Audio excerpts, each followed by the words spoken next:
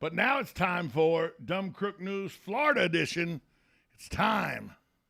For your hearing pleasure, Dumb Crook News. Dumb Crook News, the Florida version. And we got plenty to tell you. Tampa, Florida. This is a juvenile story. Oh. 12-year-old boy. He denied having stolen an iPhone. He was under suspicion of stealing an iPhone from an apartment complex playground.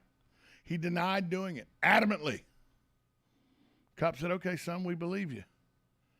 As one cop saying he believed him, the other cop dialed the iPhone number.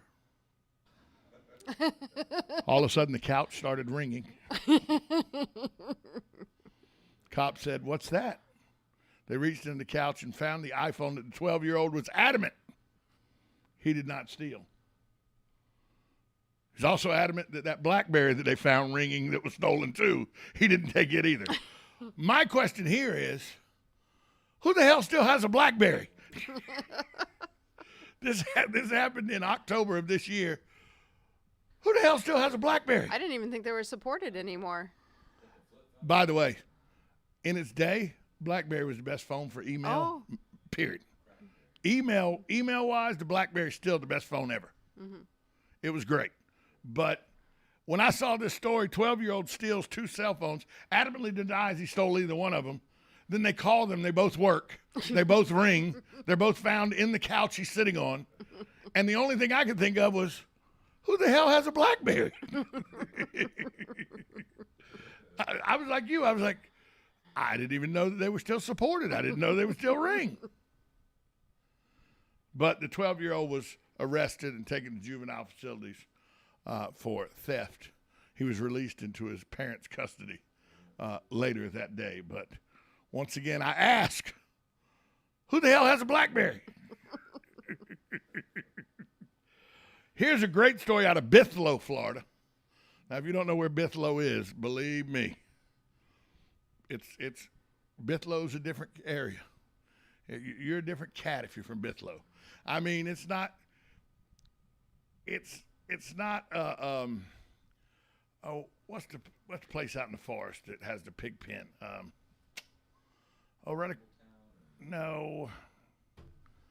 Dadgummit. It's a place that you don't want to go in the forest unless you know somebody out there, and I forget the name of it now. Hogtown. Hog Valley, Hog Valley. Bithlow's not Hog Valley, but it ain't far. Okay? Hog Valley's a little different, but Bithlo is a different place. This story out of Bithlo, Florida. A man was angry with his neighbor. He wanted to get even with his neighbor over a slight he thought his neighbor had done to him. So in the middle of the night, he decided he was going to get his neighbor. Now, how did he decide to do it? In a way that would kill his neighbor. He decided to lob a Molotov cocktail from his front porch onto his neighbor's roof and burn his neighbor's house down with his neighbor in it. Oh my, that's some serious anger issues. He throws the Molotov cocktail towards the house. There's a big dead tree next to the house. The Molotov cocktail lands on the roof of the house right next to the dead tree. Boom, explodes. Tree and roof of house on fire. Tree subsequently falls onto his house, catches his house on fire. It's instant. You jackass. Instant karma. Was the neighbor okay? Wait. The neighbor got out fine. Okay. Fire department came out and put out both dwellings. It was in a trailer park rental community. So it wasn't even his house. So he got charged with 2 counts of arson for destroying 2 different pieces of property, neither one of which he owned. My question is, what did this neighbor do to him that was so bad he thought the only way to get his neighbor back was with a Molotov cocktail? You know, the preferred weapon of Antifa. What does neighbor do? Stop him from shoplifting a TV or something? stop him from looting a target? What'd he do? But he throws the Molotov cocktail. And how rotten and dead must that tree been to catch on fire and fall that quick before the fire department, everybody could get there? Where it set both. It's got to be like a limb fell off or embers or something like that when the tree. It's got to be something like that. Caught the house on fire, but and trailers too. That's not something you really want to mess with. No, you don't. But the neighbor was awake, heard the crash, heard the explosion, went out on his porch and looked on the back side of his house, saw the flames, and ran outside. So he was safe. Everybody ended up safe, and the one guy ended up in jail with attempted murder charges and arson charges. Way to go, smart guy. And then finally, Jacksonville, Florida. Oh, or surprise. South Georgia. Here's a surprise. 23-year-old Zachariah McGraw discovered his car speakers were missing. He figured he knew who'd swiped them.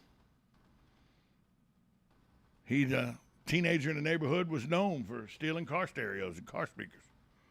So Zachariah said, I'm going to teach that teen a lesson.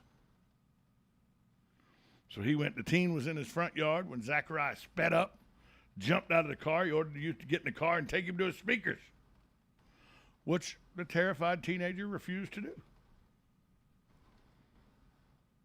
Zachariah then reached into his waistband, pulled out a gun. At that point, the teen took off in a sprint. McGraw fired 2 shots at him, missing him. Once the boy was out of sight, McGraw slid the gun back into his waistband. And that's where the trouble really began. Because he slipped in his waistband, it went to drop through his sweatpants, so he re-gripped it to grab it. He shot himself? In the testicle. Oh!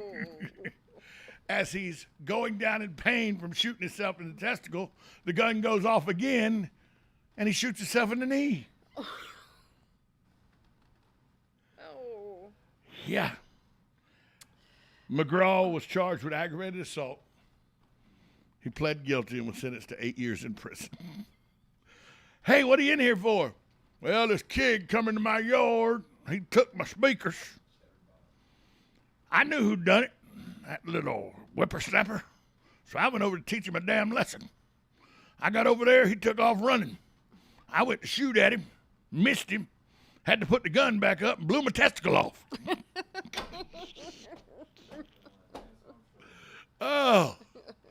I'm telling you, that story, not going to go well for Mr. McGraw in prison.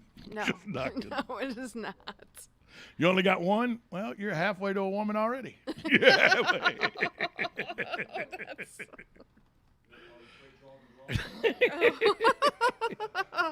Quick draw McGraw. That's pretty good. That's pretty good. That brings to a close another riveting version of...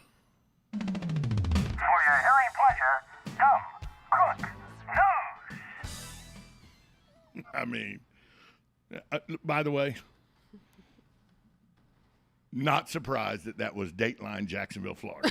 Not Just surprised. not surprised. Not surprised. And if I had to make a guess, somewhere off Dunn Avenue, maybe off New Berlin Road. No, because this is a hillbilly redneck guy.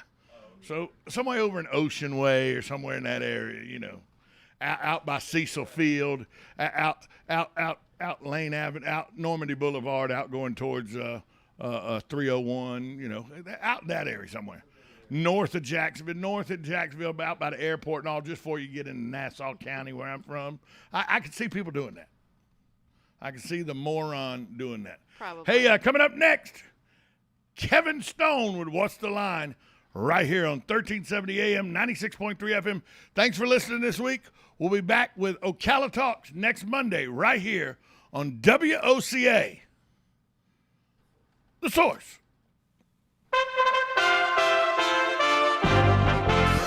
USA Radio News with Lance Pry. The Senate on Thursday adopted a bipartisan deal that opens the way for lawmakers to raise the debt ceiling. Treasury Secretary Janet Yellen said the national debt will be maxed out next week. The compromise, which now heads to President Biden's desk, essentially puts to rest the wrangling over the country's financial health until after the 2022 midterm elections.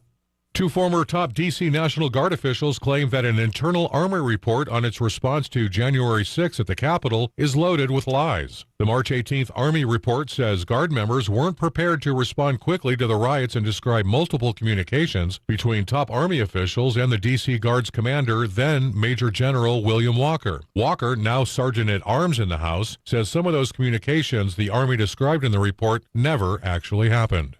For more information, give us a visit at usaradio.com. We are USA Radio News. It may feel like age is just a number, but the fact is, even if you're healthy and active, your immune system weakens as you get older.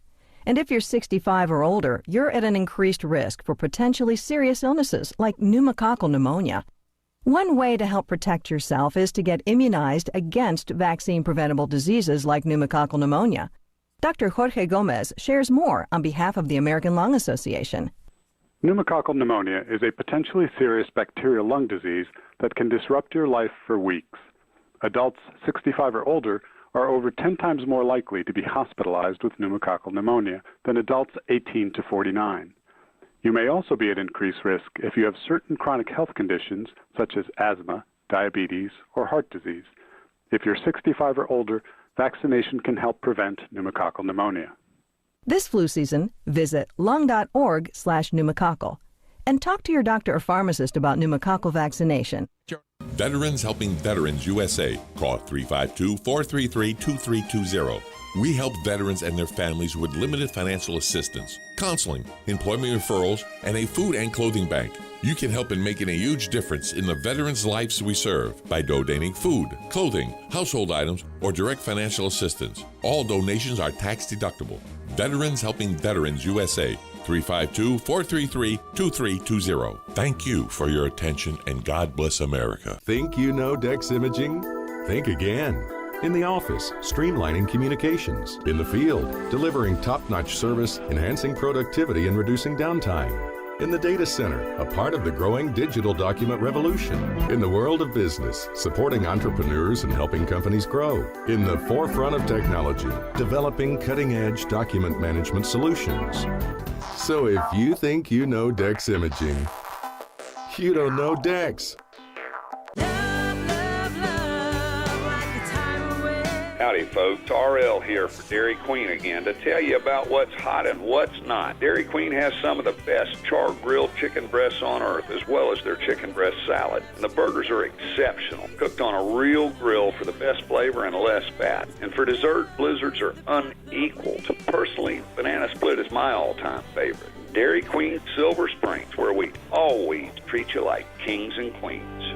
The beloved Christmas classic, It's a Wonderful Life, is live on stage at Ocala Civic Theater, now through December 19th. Retold as a radio play on Christmas Eve 1946, this faithful adaptation of the film is the heartwarming story you know and love. The show magically brings to life George Bailey and all your favorite characters. Ring in the holidays with It's a Wonderful Life at OCT. It's a wonderful tradition for the whole family. Call today for tickets, 352-236-2274. It's the Mecum Auto Auction in Kissimmee, Florida. The Mecum Auction Company is the world leader of